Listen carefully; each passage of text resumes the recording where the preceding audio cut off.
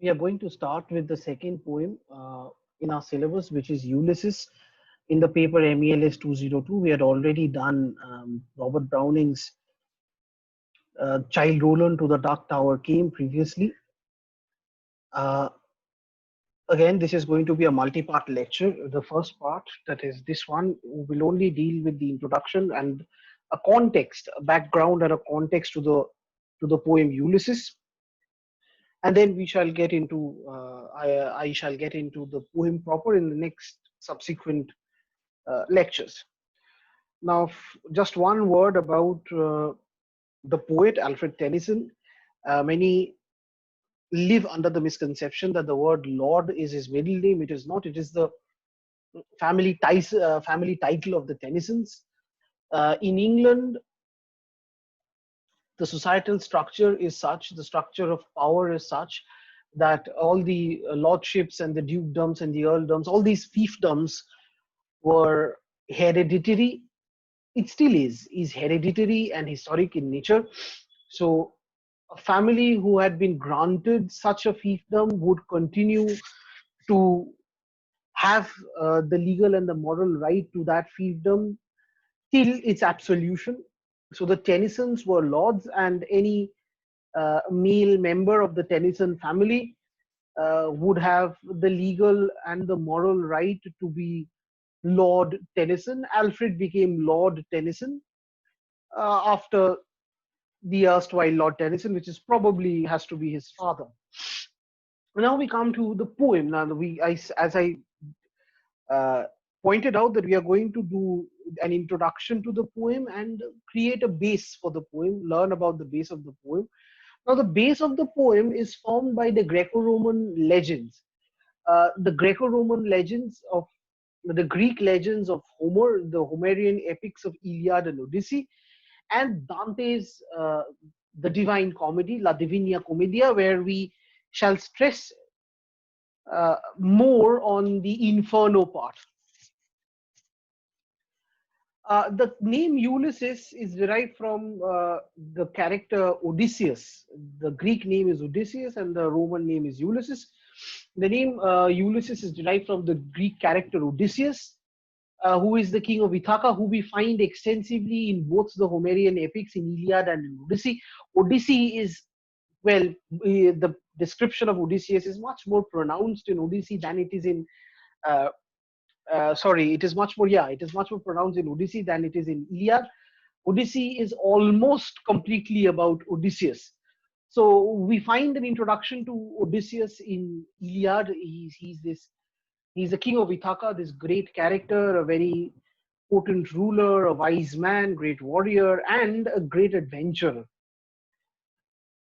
He fights alongside the Greeks in loyalty to Agamemnon, whose wife Helena, whose wife Helen was not abducted but taken to Troy by Prince Paris, and thus starting the Trojan War. So Odysseus fights in the Trojan War, and he fights with people like Achilles, great legendary figures like Achilles. Odysseus survives. Odysseus survives the Trojan War, and Odyssey is about Odysseus' journey back home to Ithaca, and what happens after that. Odysseus is a great adventurer, and even while he's back at Ithaca, he still thirsts for adventure. So the base of the poem forms around this character, Odysseus, and the context of the poem is more from Odyssey than it is from Iliad.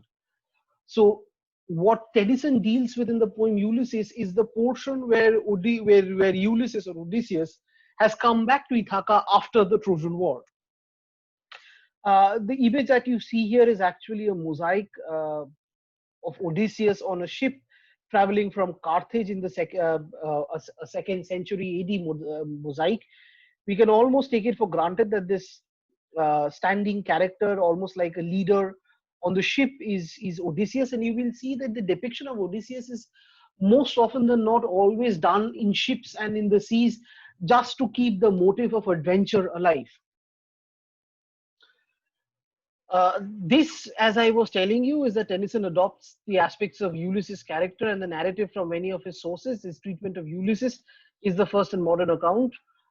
Is the first modern account. The ancient Greek poet Homer introduces Ulysses, Odysseus in Greek, and many later poets took up the character, including Euripides, Horace, Dante, Shakespeare, and Alexander Pope. Now, when we say that his treatment of Ulysses is the first modern account, it means that he's the first modern writer who has treated these Greco-Roman legends and retold them in his own way. So he has worked with these Greco-Roman legends and tried to define these character, in this case the character of Odysseus, in a new stead. Sorry. And as you can see, Tennyson also derives inspiration and influence from Dante, who himself has had taken the character of Odysseus from the Homeric legends and used it in his Inferno. The images you see here, the first one is a sculpture of Odysseus found in the Roman square, in the Roman city square, a very famous sculpture. And the second is Clara de Lorraine's painting called The Adventures of Odysseus. This painting does not portray Odysseus on a ship in the seas, but from the painting you can see that there is a group of people who are almost like uh, looking at Odysseus as if he's someone new. They're surprised at this military uniformed person. So the idea is always to represent the fact that Odysseus is in new lands, and is always involved in a continuation of his adventures. Uh, the first point here in context, as I told you, your Tennyson's Ulysses deals with more of Odyssey than of Iliad. It deals with the part where where Odysseus or Ulysses comes back from the Trojan War back to Ithaca, and he's told by the prophet Tiresias. The prophet Tiresias again is a very famous character in all the Greco-Roman legends. You find this character uh, occurring and reoccurring again and again. Tiresias foretells Ulysses that uh, he will return to Ithaca after a difficult voyage and then begin a new mysterious voyage and later die a peaceful death, unwarlike but at sea. Now, Odysseus, though he is a great military commander, but still he's a greater adventurer than he is a military commander. And so, even though he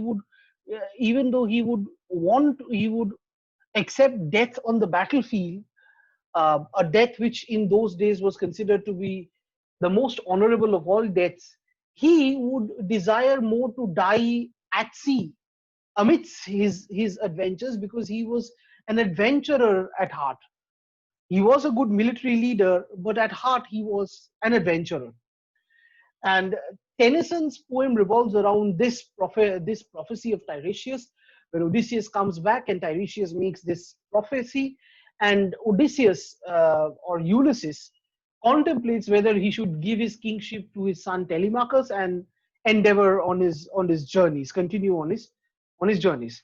Now, there is a certain difference between the Homeric character of Odysseus and Tennyson's Ulysses, and this is because Tennyson's inspiration or influence or base is much more from Dante's Inferno than it is from Odysseus. So, in the Homeric legends, Odysseus is always portrayed as a very just and a good ruler, but in Dante's Inferno, he's not shown to be a very good statesman.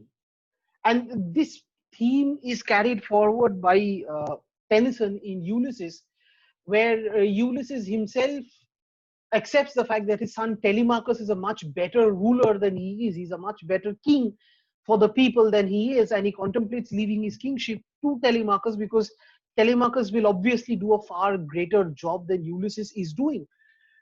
Uh, so Tennyson and Dante's Ulysses or Odysseus is not a good statesman. In fact, the character Ulysses or Ulysses in Dante's Inferno, which is again a rendition of the character of Odysseus, the Greek character of Odysseus, is not at all shown to be a very good statesman. Odysseus is shown to be a misleading statesman, a statesman who manipulates and misleads not an honest statesman, but a wicked statesman who would do anything to keep his thirst for adventure alive and kicking and well. So he would advise any form of misadvices, well, to his coterie of people, uh, if it would seem to him that his objective of adventure is kept alive. And as a result, this character Ulysses or the Ulysses is confined to the eighth circle of hell uh, in Dante's Inferno, because he was in fact a misleading statesman. Even though he was a good character, he had misled various people throughout his lifetime. And it is almost so in Tennyson's Ulysses. Ulysses is not shown to be this wicked character that Dante shows Ulysses to be, but Tennyson also continues this theme of Ulysses or Odysseus being an inept statesman who always succumbs to his zeal to explore the world. To him, the zeal to explore the world comes before anything and anyone else. Dante treats Ulysses with his zeal to explore the world as an evil counselor who lusts for adventure at the expense of his family and his duties in Ithaca. Tennyson projects this zeal into Ulysses's unquenched desire for knowledge. This is again a wall painting depicting Ulysses confined to the eighth circle of hell in an unknown Italian monastery in accordance with Dante's Inferno. So this is a background. This is a background to Tennyson's poem Ulysses, how it is related to how it grows out of the Homeric legends, but then veers away from the Homeric legends and meets into the or like flows into the Roman legend, Dante's depiction of the character of Ulysses. I'm going to stop here, and in the next subsequent lectures, we are going to go into the poem in further details.